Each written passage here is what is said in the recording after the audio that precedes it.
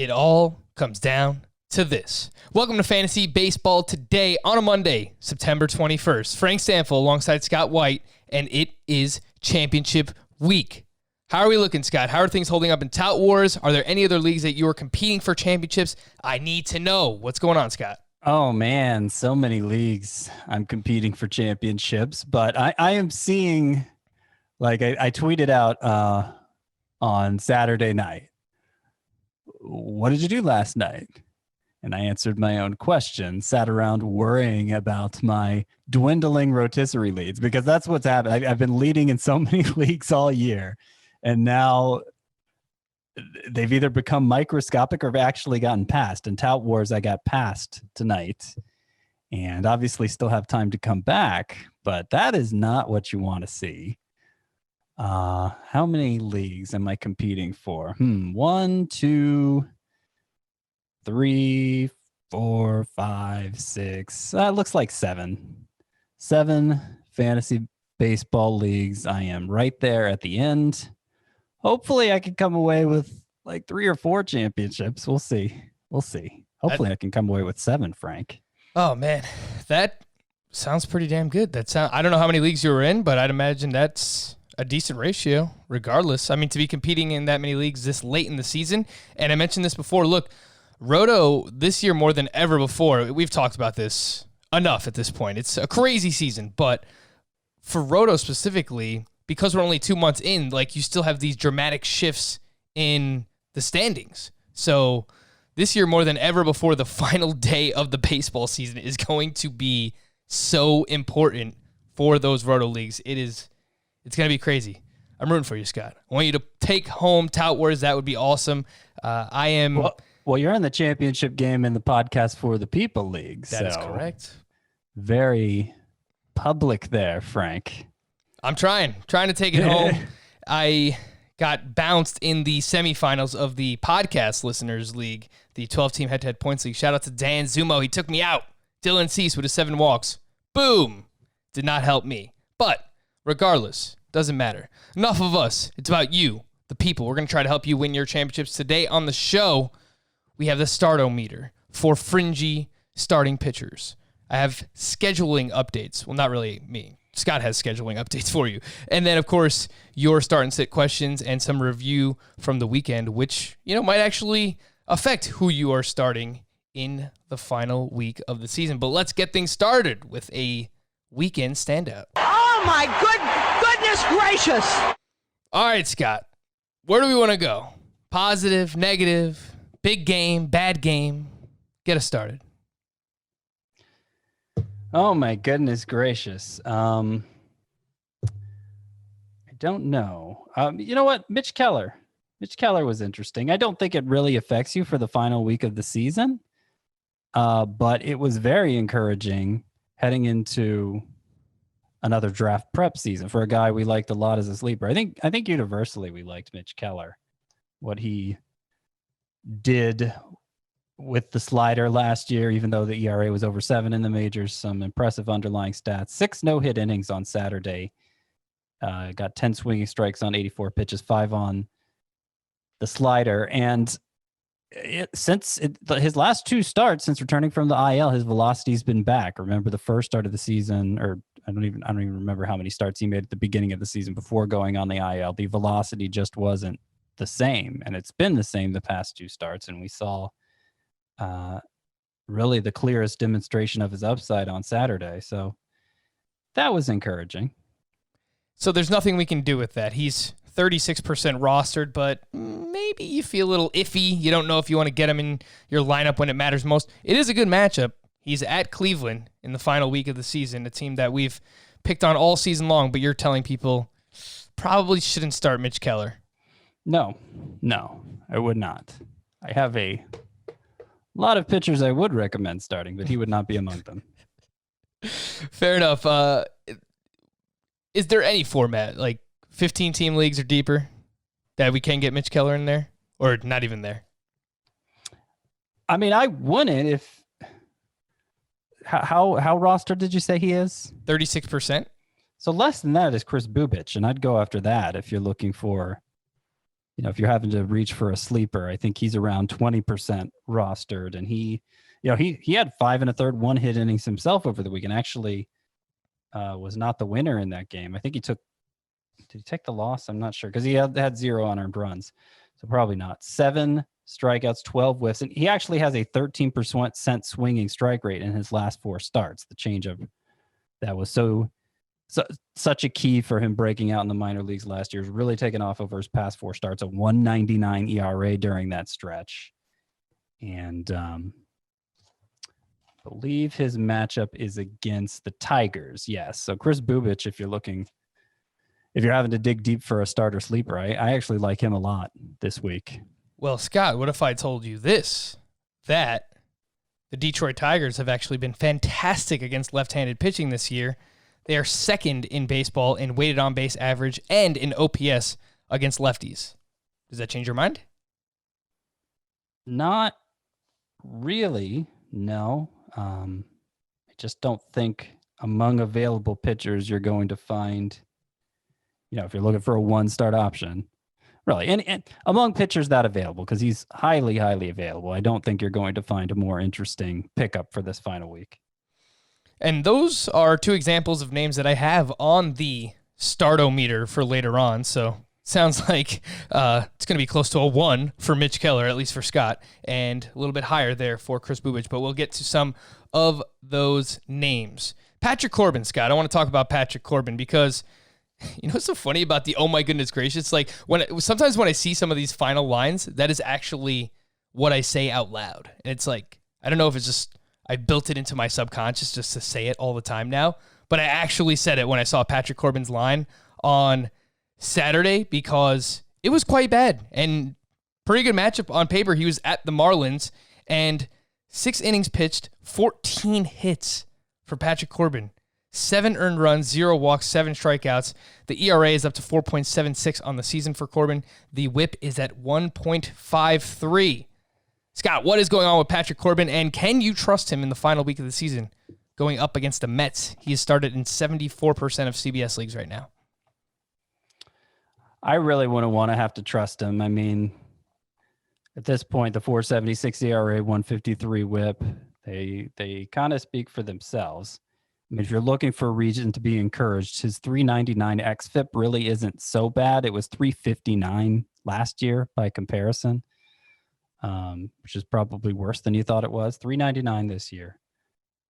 But he hasn't hit, like, his velocity's been down all year by a couple miles per hour. And although he was able to navigate it okay at first, there have been more misses than hits lately. And yeah, I don't think it's worth it. I don't feel confident he's the same guy that he was when you drafted him, which, would be different if it was, I don't know, who had a bad start last time, but is really high end, like Aaron Nola. Was he bad last time? I can't even remember. He's had some bad starts recently. Let's just say hypothetically Aaron Nola. It'd be different if it was him doing this, who I think is, if anything, gotten better since you drafted him. I think I just breathed in a bug. Oh, I was trying to swat it away. Wow. You got to get your protein in, Scott. You're right? I think so. If you're watching us live on our YouTube channel, youtube.com/fantasybaseball today, Scott White is struggling. Ugh. I don't know where it is now. It's somewhere. It's a part of me now. Oh man, no, I agree though on Corbin. I'm definitely worried. I don't see how you could trust him in the final week of the season. Fastball velocity is down to 90.1 miles per hour. That's a career low for Patrick Corbin. Swinging strike rate is down almost 3% this season as well. So worried about Corbin. Don't think I want to start him final week of the season. Speaking of the final week, Scott, do we have any scheduling updates? Are you right? I don't know if I want to throw it your way if you're still struggling. Well, it's gone now. Okay, so scheduling updates. Yeah, there was a doubleheader added. It was one that I talked about previously, but we didn't talk about it on Friday's show. The possibility of San Diego, San Francisco having a makeup game added, and they did. They have a doubleheader Friday now. So San Diego goes from 5 games to 6. San Francisco from 7 to 8. That leaves just one team with 5 games, the Minnesota Twins. And that makes one of my favorite sleeper hitters for this week even more attractive, Brandon Belt, with the Giants at home for most of the week and now having 8-game weeks, only one left-hander on the schedule. Brandon Belt's been cold recently, so he's still rostered in less than 40% of leagues, but his OPS is just below 1,000 for the year. And I think he's primed to come roaring back this week. And we don't have any updates on the Cardinals yet, right? Because I believe as of now, they're scheduled for 58 games, and there is a chance that there will be a doubleheader added the Monday after the season is supposed to end. Yeah, but Cardinals and Tigers. Yeah. It depends on whether those games would impact the playoff picture or not, and there's no way of knowing at this point. It'll be kind of a last-minute thing. All right, so keep that in mind, again, because you might think that you won your championship on Sunday, and then boom, it comes out that there's a doubleheader on Monday. So just keep that in mind. I said that I was going to find out, but honestly, there's no way for me to know until it's announced by baseball or announced by the Cardinals or the Tigers. So as soon as we get that information, we will relay it to you. Some news and notes. Jacob deGrom threw a side session on Saturday and is on track to make his regularly scheduled start on Monday, which means he'll be a 2-star pitcher. I assume we're getting him in there, Scott. No worry about deGrom? I am not worried about him. I actually started him in my most important league. I started him, well, never mind. That'll sound weird. The lineup's locked before Monday. It was a 10-day scoring period, so that's why I'm saying I already did it past tense. I started him over the 2-start Lance McCullers we were so excited about with his matchups against the Mariners and the Rangers. Those are McCullers matchups, and I started deGrom over him. Hard to argue with that. Best pitcher in baseball, Jacob deGrom, and one of the best pitchers in baseball the past couple of seasons has been Justin Verlander.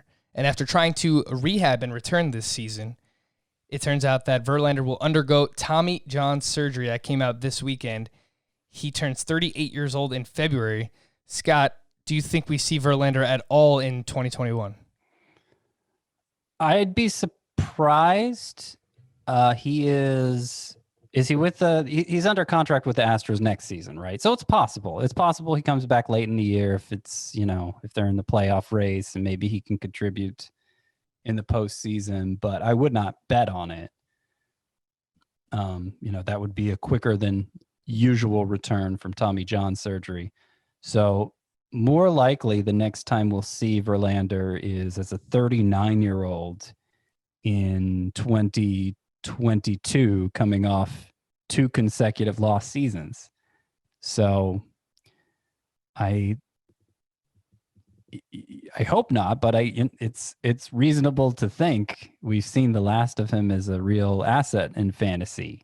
Now, like he's sustained his velocity so well over his career that I wouldn't rule out him having like a Nolan Ryan like late career where he's still dominating into his 40s, but it's obviously hard to say at this point. Man, this is kind of like a death sentence for his dynasty value, right, Scott? Yeah. Yeah, I mean, I don't know. And there's nothing you could do. I mean, I don't think you should try and trade for him. I mean, you get him on, super cheap, but it doesn't even make sense. He's so old. You have to wait so long for him to come back. And some of those dynasty leagues where you keep a player relative to the value of where you drafted him or what you purchased him for. Maybe somebody will get him for really cheap next year and want to stash him. Like I could see that happening with Verlander, but that's really the only situation where I could see him being kept in a dynasty league. It's more talking about going from 2021 to 2022. No, that's a really good point and something to keep in mind heading into next year and write it down somewhere. Remind people to do that throughout draft season. Scott, Garrett Crochet, who was selected in this year's MLB draft 2020, was called up and made his debut for the White Sox this weekend. He pitched 2 innings in relief with 2 strikeouts. He is 5% rostered. Does this matter at all for this season, or is he a name that you would be looking to add in keeper dynasty leagues for next season? I would not expect him to be of much help this season because he's working out of the bullpen. Hopefully he makes a strong impression, though, to put himself in the mix for a rotation spot. I mean, I don't have minor league numbers to go off of. I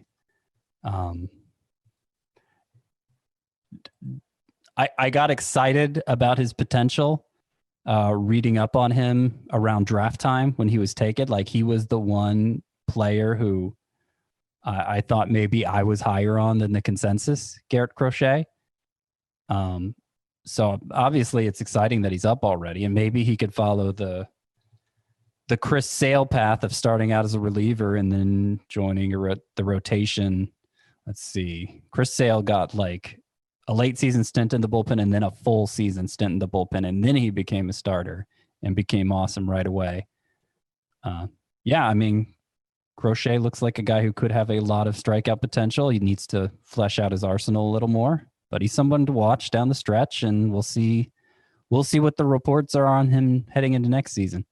Garrett Crochet is 21 years old, big lefty, 6'6". They give his fastball a 65, according to the scouting grades. I read somewhere that he hit like 101.6 miles per hour on a fastball over the weekend, so yeah, definitely a name to pay attention to. Lots of upside there with Garrett Crochet. JT Realmuto dealing with that hip issue, won't be ready to catch on Monday. And it's unclear whether he'll be able to serve as the designated hitter. So this is a rough situation, comes at a terrible time, but even in one catcher leagues, you have to have a backup ready now for the final week of the season. I don't know that we're going to see JT Realmuto. I don't know that we're going to see Bryce Harper, who left Sunday's game with lower back discomfort. The Phillies play Monday at 6 p.m. Eastern time, so keep that in mind for both of those hitters. Nolan Arenado is undergoing tests on a sore left shoulder Sunday and could miss the rest of the 2020 season. Manager Bud Black said the team should have more information on Monday, so another situation to monitor for Nolan Arenado. Tim Anderson exited Sunday's game against the Reds with a right hamstring cramp. The White Sox play Monday at 6 p.m. Eastern time. You wouldn't know it, but apparently Luke Voigt has been managing foot pain for quite some time. The White Sox play, nope, that's reading the wrong thing. The Yankees and Voigt have been vague about the exact nature of this condition, simply referring to it as, quote, foot stuff. He hit his 21st home run on Sunday. Foot stuff, huh? Foot stuff. Okay. This is... I would recommend not Googling that. Hey, man, don't kill the messenger. I just write down the reports. Nelson Cruz was scratched Saturday with knee soreness. He was out of the lineup Sunday as well. The Twins do not play until Tuesday at 7:40 p.m. Eastern time and only have 5 games this week. Scott, what do we do with Nelson Cruz? Yeah, that's actually a really good question. I only have him in one league. I am leaning towards sitting him for the championship game. It's the one team playing 5 games, and you don't know how many of those games Cruz is going to be a part of. So obviously it depends on who you can slot in instead. I have some, it's a league on the shallower end of the spectrum. So I have some pretty good alternatives. Of course, I'd rather it be Nelson Cruz, but I just don't think I can trust it considering. Mike Clevenger was slated to start Saturday against the Mariners, but he was scratched ahead of the outing with right bicep soreness. As of now, Clevenger is expected to make a start on Wednesday against the Angels. Scott, would you start Mike Clevenger there? I probably would do that. Yes, it's another situation where it would depend what else I had, but probably would. Tommy Pham returned from the IL on Friday, going 2 for 7 in 2 games, and then sat out Sunday. The Padres play 6 games this week. Start Tommy Pham, Scott? I could see doing it in like a 5 outfielder league, but it's not a high priority to get him in the lineup. Aaron Boone indicated Saturday that Aroldis Chapman could have a second hearing of the appeal. Remember, he's dealing with a potential suspension, so that will delay it. It could potentially delay it until next season, so that's good news for if you're an Aroldis Chapman manager in fantasy. You could potentially just have him for all the rest of the Yankees games this upcoming week. Dylan Carlson is back with the Cardinals. He had 3 hits over the weekend, including a 3-run home run on Friday. He is 35% rostered, and the Cardinals play 7 games this week. Scott, any interest in Dylan Carlson? He's back. No, no, he has a lot to prove at this point. They are playing 8 games this week, but no. Sonny Gray will return to the Reds rotation on Tuesday against the Brewers. Would you start Sonny Gray? So I don't think it's automatic. Obviously, his last 2 starts before going on the IL were pretty bad. I added him to the 2-start pitcher rankings. I did not add him to the must-start section. I added him to the second section, which was still, recommended starters. I imagine most people won't have enough high-quality alternatives to sit him. But, if you're in your championship game, that probably means you do have a lot of good pitching options. So, yeah. It just depends. It like in a roto league, it depends what you need more too. The wins and strikeouts, or the protecting the ERA and WHIP. I actually have Sonny Gray in Tout Wars, and I'm thinking of sitting him in that 15-team league. Just looking at where I am in those categories, where I have more ground I could lose in WHIP than I can in wins and strikeouts. Giovanni Gallegos threw a bullpen session on Saturday for the Cardinals and is expected to rejoin the team early in the upcoming week against the Royals. He is 54% rostered. Scott, do you think if Gallegos returns early in the week that he's automatically slotted back in as their closer? I would not assume that. It's certainly possible. I'd plan on sitting him. Eric Hosmer returned on Saturday. He went 1 for 8 over the previous 2 games. How imperative is it for people to get Eric Hosmer in their lineup, Scott? I would say not imperative. Fair enough. Mike Yastrzemski remained out of the lineup on Sunday with that calf injury, and he left Thursday's game and has not seen the field since. Yeah, they're not really lending a voice to when he's coming back either, right? I've seen nothing regarding this, no information. So it's very vague right now with Yastrzemski. Yeah, I mean, I like the schedule for the Giants this week, them playing 8 games, but that seems too risky if you can help it. Speaking of starting and sitting, Scott, the startometer, the championship startometer, it all comes down to this. Are you ready? And we haven't calibrated the startometer, Scott, but let's just assume 10 is like absolute must start. This person has to be in your lineup. And a 1 would be kind of what you said about Mitch Keller earlier, where there's no league where you can really envision yourself starting said player. Okay. Sandy Alcantara, it was pretty good this weekend again against the Nationals on Sunday. 6 innings of 1-run ball. He has allowed 3 earned runs or less in 5 of his past 6 starts. The problem for Sandy Alcantara is that he is at the Yankees this week, Scott. They are hot. Hot Yankees. What did you say a 10 was again? A 10 is like an absolute must start. Yeah. So Alcantara with that matchup and only 1 start week, I'll go with a 6 there. 6 against the Yankees, huh? Yeah, I mean, that means slightly more than half of the people who have him are starting him, right? Isn't that the idea? Yeah. I was thinking like 3. I'm pretty scared by the matchup. Wow. But okay, he has been pretty good. He has been. I have a lot of confidence at the pitcher at this point, but I hear you. Certainly, I'm not saying 6 means it's far from automatic. Jose Urquidy, someone who's also pitched pretty well recently. He was up against the Arizona Diamondbacks on Sunday, allowed 2 earned runs over 6 innings, only 2 strikeouts, so that is down from where it was in his last start. 9 swinging strikes on 90 pitches for Jose Urquidy. 3 straight quality starts for him. He is at Texas this week. Now that's a great matchup. And yes, his last 3 starts have been very good, though 2 of them, the strikeouts have been absent, which is a little worrisome. I think I go 7.5 for Urquidy. That's a strong number. I was thinking 8. Really like the start this week. The Rangers are a team that we've picked on pretty much all season long. The Tigers are also a team that we have picked on all season long, mostly for right-handed pitchers. And Brad Keller, who we mentioned on Friday's podcast, is going up against the Tigers this week. He was at the Brewers on Sunday, but was not very good. 5 innings pitched, 5 earned runs. The ERA, even after this most recent start, is 2.77 for Brad Keller against the Tigers this week. What do you think, Scott? I'm actually going to go 5 there, even lower than Alcantara. I mean, it depends. It depends what you need, but you know what? It doesn't even depend what you need because he's not going to give you strikeouts. That's kind of the whole point I'm getting at. Since that first start, Brad Keller, his K per 9 is below 5. Since his first start of the season, where I think he had 7 Ks in 5 innings, it's below 5.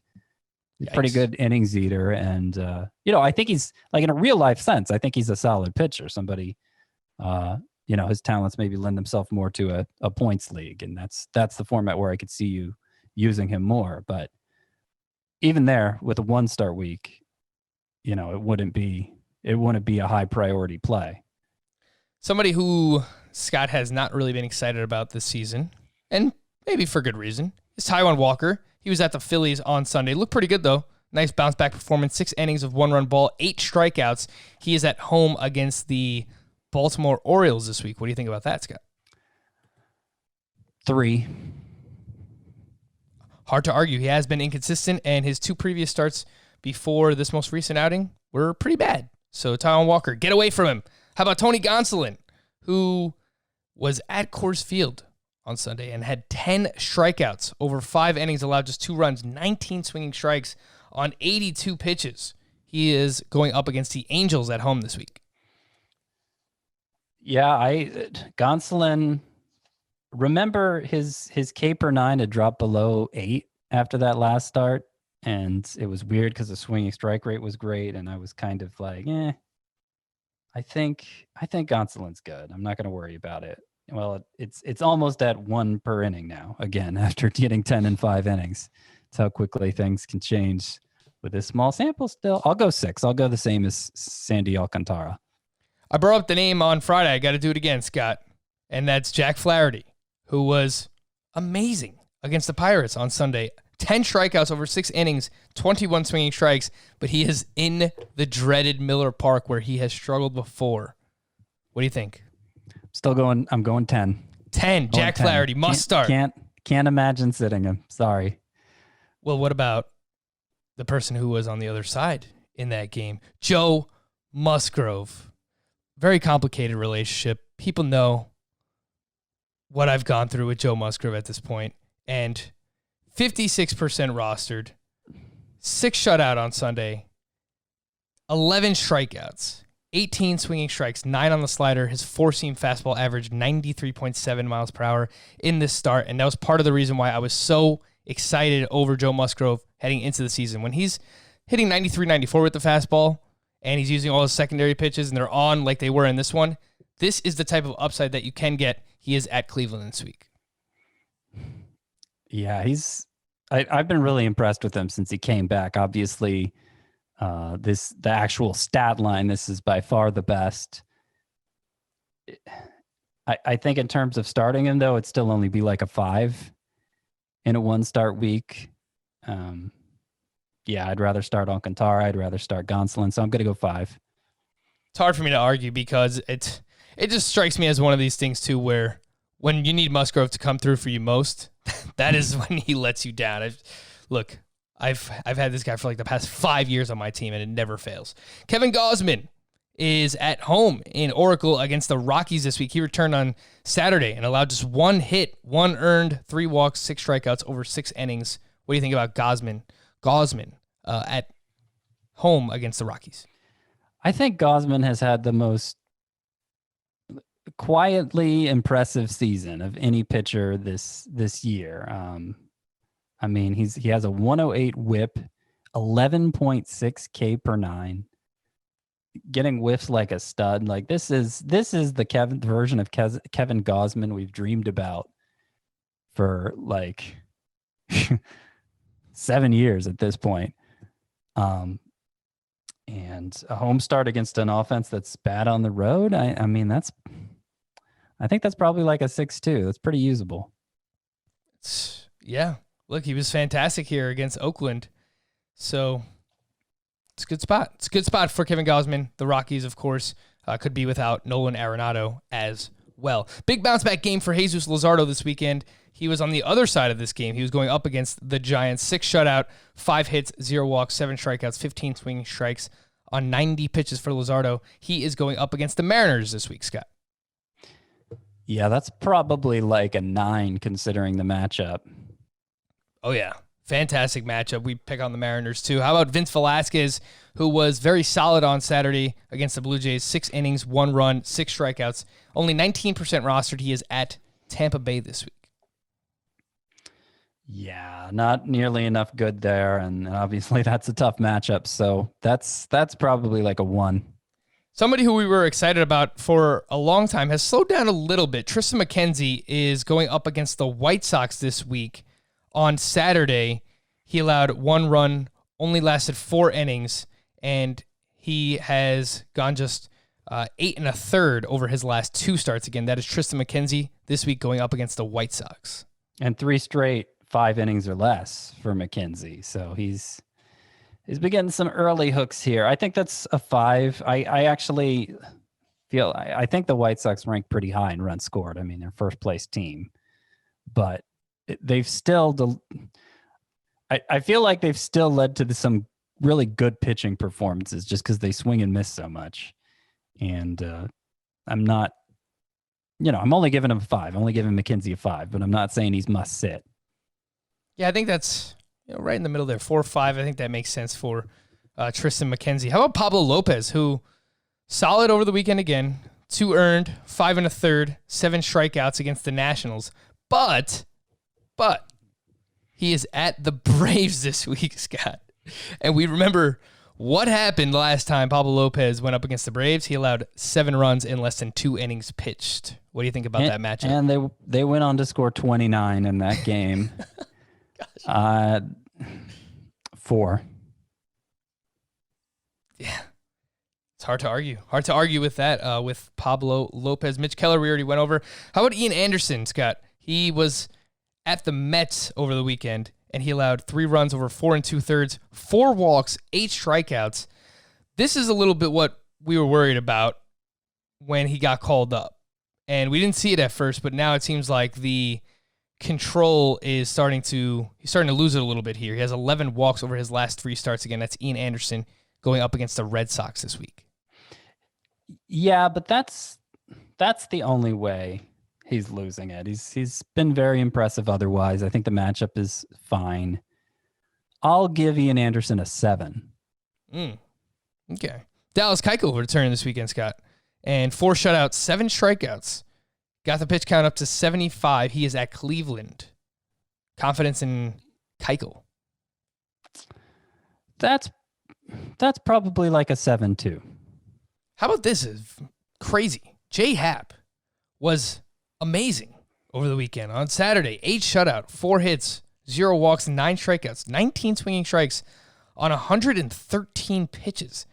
Jay Happ's last 6 starts, 1.93 ERA, 3.06 xFIP, 0.86 WHIP. He's going up against the Marlins this week. Scott, dare I say it? Can Jay Happ be a league winner? I mean, I'd only put it at most, I'd give it a 5. This has been the most difficult pitcher to figure out for maybe his entire career since he came up, guy in his mid-20s, second place in Rookie of the Year voting. Where did he come from? And it's just been many instances of you thinking he was done, many instances of you thinking he was some kind of stud, and neither for long, keeping neither condition for long. So I think it's natural to be wary of him, and I'd only put it at like 5. I mean, it's a small sample. I get it, but past 6 starts for Happ have been fantastic. He's not walking anyone, which I think has been a huge key for him. But yeah, but other than this start, he wasn't. I think he had like 19 whiffs in this start over the weekend, but that rate hadn't been good in that stretch prior to this most recent start. So I don't really understand what's the cause of the turnaround. It was sudden, and it's been a handful of starts now, but like I said, we've seen these kind of stuff from him before. I don't know. Well, I'd be a little worried about it. I know Fangraphs has Hap throwing a splitter this year, according to his pitch mix, that he's never used before. Baseball Savant did not have a splitter for him. They had a changeup, so it might be like a split change, but Fangraphs says 16% of the time he's using it this season, and it's a pitch he's never thrown before. So could be some kind of, iteration of a changeup, a split change, but I tried to research it. I couldn't really find any information on it, so that might be what's fueling J-Hap, but just keep that in mind. I don't think that's about how often he's thrown his changeup, according to Brooks Baseball. They don't have him throwing a splitter either, so I don't know. I don't know. Fair enough. Alec Mills, Scott, we said we wanted to see what he did over the weekend to figure out whether or not we should get him in our lineups for championship week. He was against the Twins on Saturday. I would say he held his own, 4 earned over 6 innings with 7 strikeouts. He's at Pittsburgh this week. Yeah, I'll give it a 5. Very Brad Keller-like. Justice Sheffield was up against the Padres on Saturday.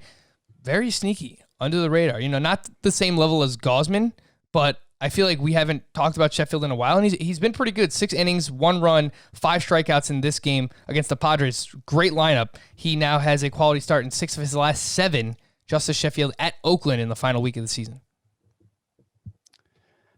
Probably like a 4.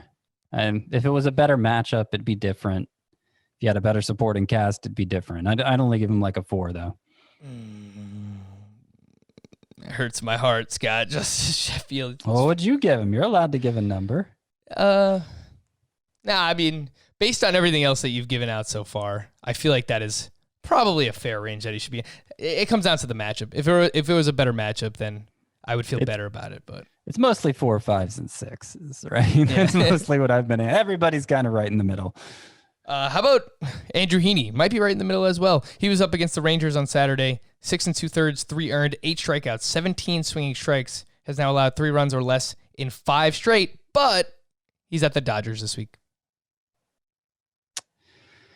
Yeah, and he's had some good home run luck, I feel like, this season. Not really any better in terms of limiting fly balls, and yet has not allowed many home runs. Definitely a change from last year. I would not be so inclined to trust him against that lineup. That's probably like a 4 as well. Zach Greinke's last 6 starts, including Friday's outing against the Diamondbacks, he has a 5.73 ERA during that span. 3.24 xFIP, so seems like he's been a little bit unlucky. A 1.24 whip. He is at Seattle this week. Who is this? Zach Greinke. Zach Greinke. Yeah, I'm not messing around with Zach Greinke. That's a 10. Makes sense, especially with the matchup. Rich Hill gave you a little length here over the weekend. We're not used to seeing that from Rich Hill. 7 innings, 5 strikeouts, 1 earned run. His longest start of the season. He is up against the Reds in the final week, a team that is 24th in weighted on base average against lefties. I'm sorry. I've lost my place in the Dylan Cease, you said? No, Rich Hill against the Reds. Hill. Okay, Rich Hill. Yeah, he's actually in my 10 sleeper pitchers for this week. I would give that a 6. 6.5. Chris Bassett, got someone I know who you haven't felt great about him all season. He's allowed just 1 earned run over his last 3 starts, and he's going up against the Mariners in the final week. Yeah, I don't love him. That's a good matchup, obviously. I'll go 5. Sixto Sanchez had his regression game at the worst time, Scott. Semifinals, everything on the line in fantasy baseball. Sixto Sanchez allowed 5 runs over 4 innings. His first bad start of the season. And in the last week, he's going up against your Braves in Atlanta. Tough matchup, of course. He did great against them his first time out. I think I'm going 7 here. I know I'm planning to start him over Gonsolin and a couple others we mentioned, Mckenzie in a league where I have all of them. So I think to be consistent, I'll go 7 on Sixto Sanchez. All right, so it sounds like we're getting Sixto back in there compared to a lot of these other names I mentioned. What about Davey Garcia? Yikes. All came crashing down on Sunday, where he allowed 6 runs over 3 innings. Solid matchup against the Marlins. What do you think, Scott? Yeah, his velocity was down a couple miles per hour in this one, and he barely used his curveball. I don't know what was going on. It was a little strange. I think you got the 2-start week out of him. Obviously, it didn't go as well as you wanted, but with just 1 start coming up next week, probably play it safe and call it a 5. Last but not least, gotta save the best for last. The guy who not single-handedly, but prevented me from making it to the finals in the podcast league. Dylan Cease, he was at the Reds on Sunday. Look at this line. 3 innings, 0 hits, 3 runs, 7 walks, 5 strikeouts. He's going up against the Cubs this week. Yeah. Don't start him. It's like his last 2 starts, a combined 11 walks, right? His whip is up to, oh man, the whip is super high. I've lost it in my notes here, but it's like up near 1.5, even though he has a sub-4 ERA, and we haven't really trusted the skills all season. Just he kept thriving with good matchups. 1.38 is the whip now. No, that was before today's start. I don't know. The whip's high. Yeah, don't start Dylan Cease. It's a 3. All right, we're going to hit a break, but first I will just give a little shout out to everybody again who has been leaving 5-star Apple Podcast rating and reviews. We really appreciate that. People have left a few questions. We'll get to those over the next couple of days. A lot to get to still here on the podcast, so I don't want to bog us down with some keeper questions, but we will get to these over the next couple of days. And a user named RKTX0152 complained about my Yankees gloating.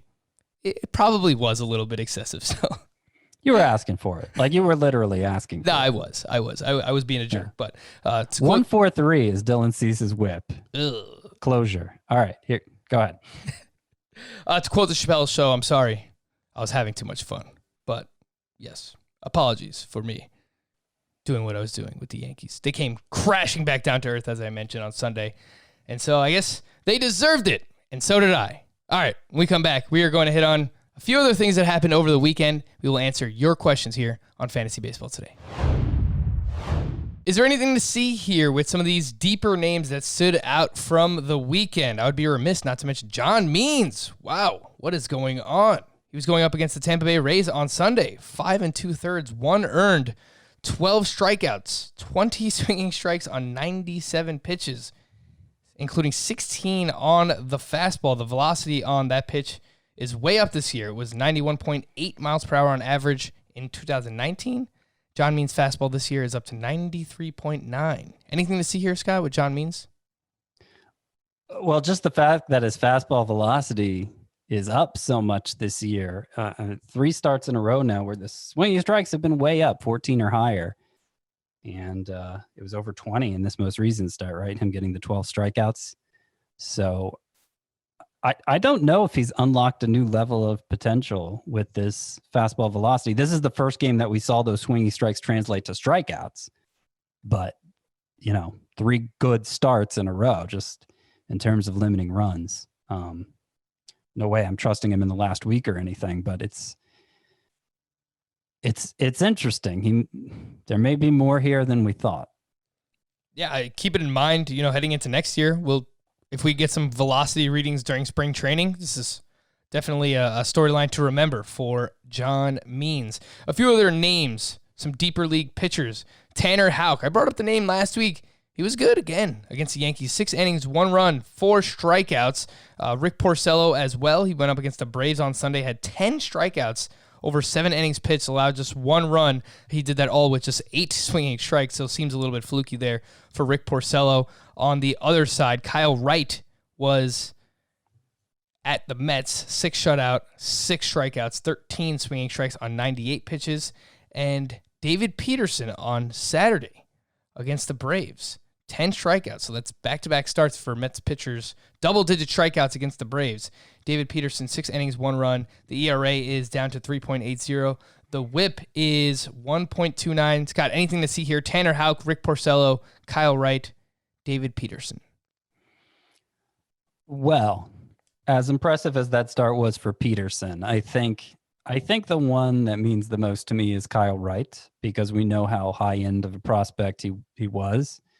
And I guess still is. He probably exhausted rookie eligibility at this point, but obviously still very early in his career.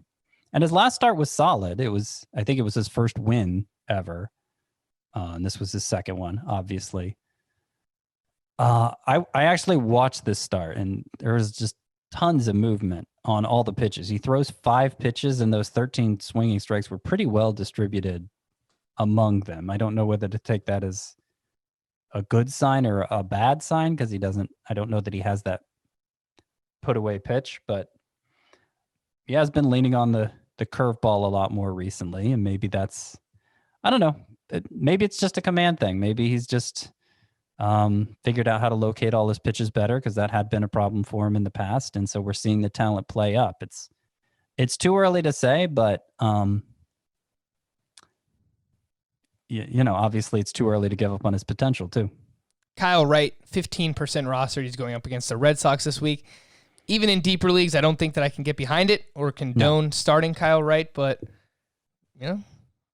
Sky, you're right. I mean, he has a lot of pitches. I know that that's something that has been a negative for him in the past, because he hasn't been able to control where those pitches are going half the time. But it's going to be interesting to see if he can carry over any of this success heading into next season. Some deeper league hitters that you could look for in some AL or NL only leagues, or potentially some deeper points or roto leagues. Dan Vogelbach had a double dong on Sunday, did not play Friday and Saturday, but he's been pretty hot with the Brewers so far. He is 9% rostered, and the Brewers play 8 games this upcoming week. Josh Fuentes with the Colorado Rockies had 3 hits, 3 RBI, 2 runs scored on Sunday. He now has 13 hits over his last 9 games. The Rockies also play 8 games this week.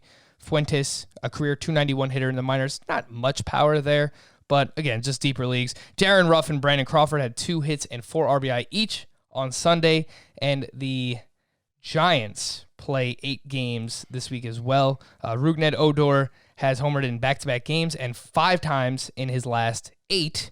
The Rangers play 7 games, and then Luis Garcia, the second baseman for the Nationals, not the pitcher for the Houston Astros. The second baseman for the Nationals, he is hot. He has 12 hits over his last 6 games. Luis Garcia, 17% rostered, and the Nationals play 8 games as well this week. Some bullpen notes.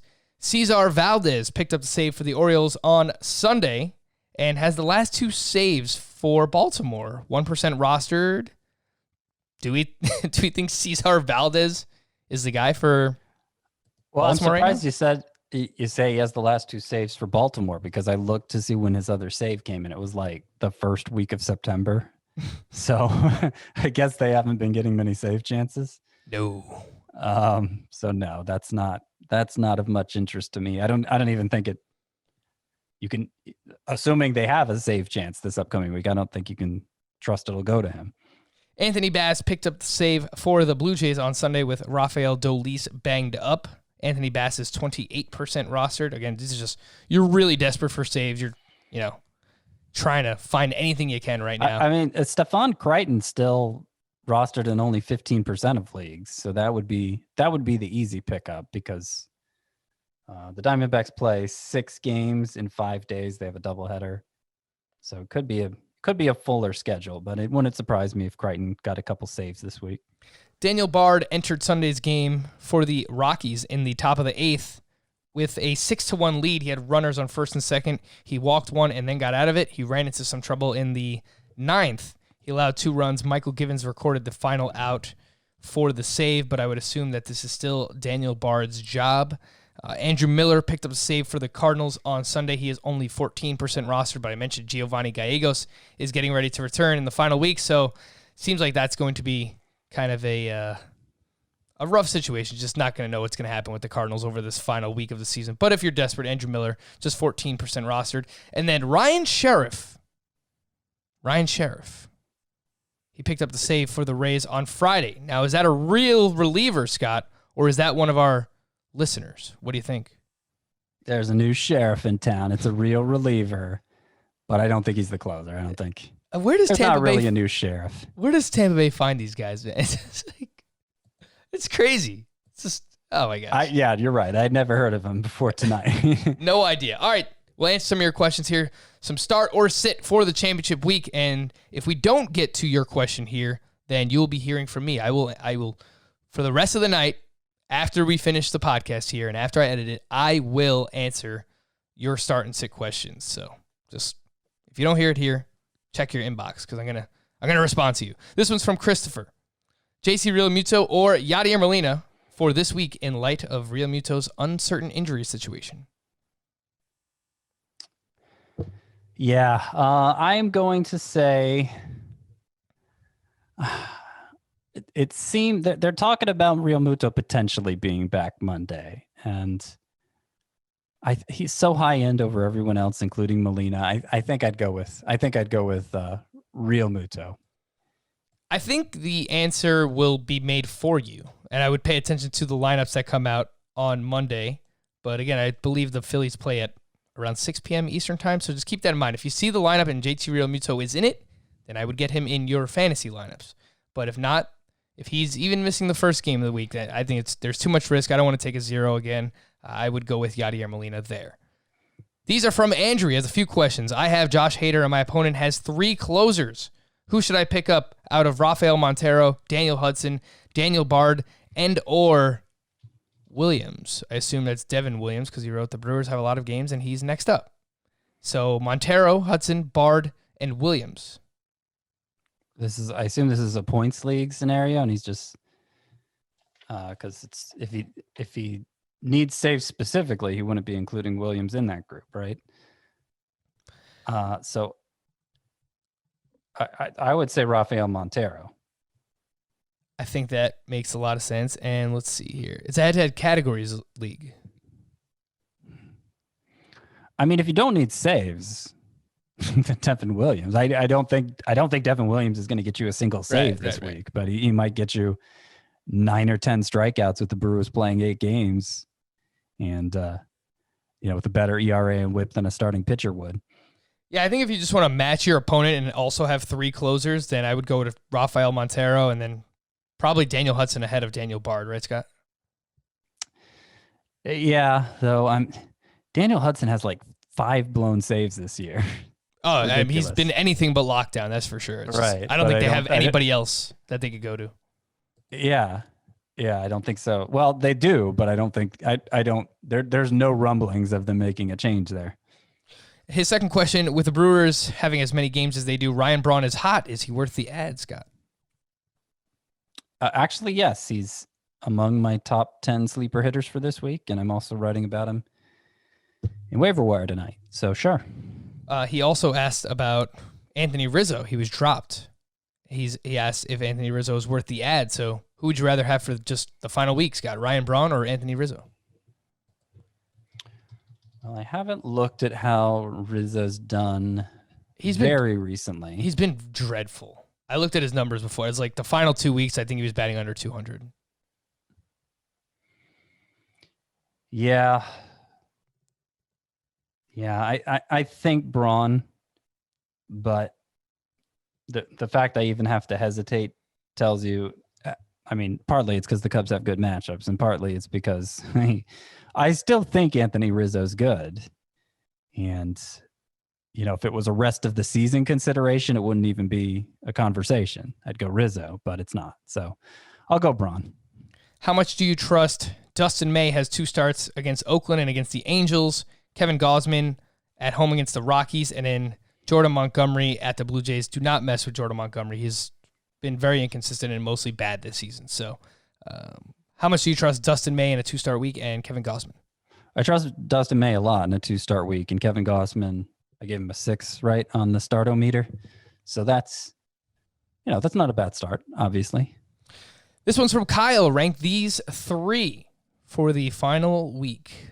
Jack Flaherty. He faces Milwaukee. We talked about that. Sonny Gray is fresh off the IL on Tuesday, and he'll go up against the Brewers. Will he be on a reduced pitch count? Kyle asks about.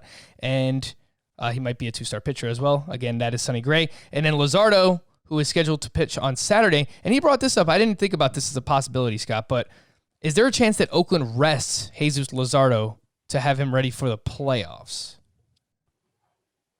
So where would they want him in their playoff rotation? Would they want him? They might want him first, right? I mean, Frankie Montas has been bad. I didn't think about that one. I considered it like in theory, Garrett Cole, Shane Bieber are scheduled to make 2 starts this week.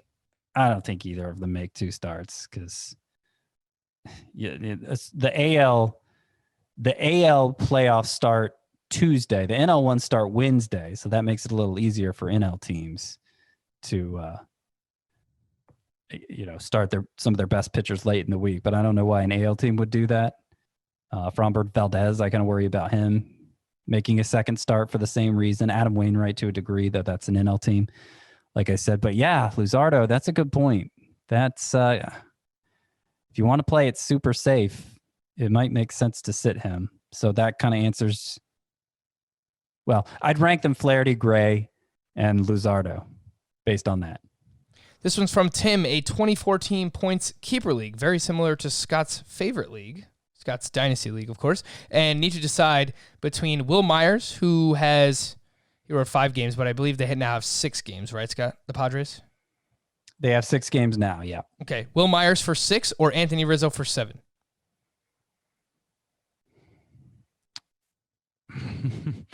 Man, I don't like these Rizzo questions. I will go.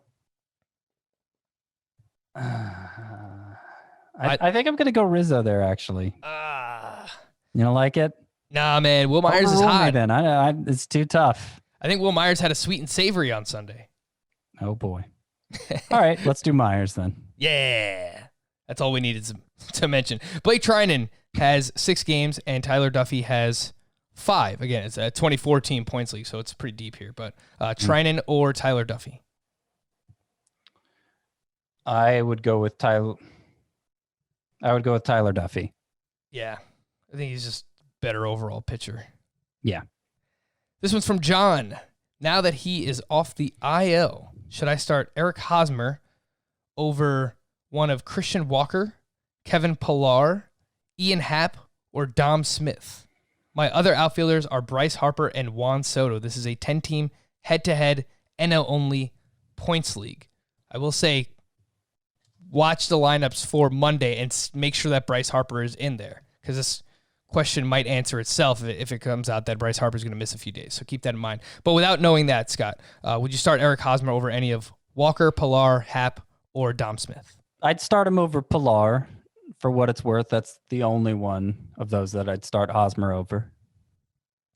This one's from Fernando. I have 2 players going through serious slumps, Fernando Tatis and Jose Altuve. I am considering dropping Altuve for a hot hitter and benching Tatis until he gets a hit. Do not bench Fernando Tatis. This is the final week of the season. You want to leave him in your lineup, but would you consider dropping Jose Altuve for the final week, Scott? I would. I mean, considering you got to consider what else is out there. I think at this point I'd start like a Chris Taylor, who's available in half of all leagues over Jose Altuve. I was actually looking in Tout Wars for somebody I could maybe start over Jose Altuve in that 15-team Roto League, and that being as deep a league as it is, it's just not any good options out there. But if it's shallower and Taylor's a good example, somebody you could pick up to maybe replace him. This one's from Kevin. I need 4 in a head-to-head points league. Patrick Corbin against the Mets, Corbin Burns against the Cardinals, Kenta Maeda against the Tigers, Brady Singer for 2, Chris Bassett against the Mariners, Rich Hill against the Reds, Tony Gonsolin against the Angels. So Corbin Burns had an oh my goodness gracious start this weekend too. Oh my goodness gracious!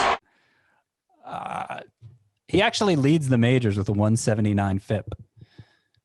And his xFIP, I think, is a little below 3. So, obviously that has less room to, you're not going to see the extremes in xFIP that you're going to see in FIP. I think that's right. I might have to think about that. Maybe we should scratch that. I don't know for sure. But anyway, Corbin Burns is a must. He's probably in the Cy Young race now.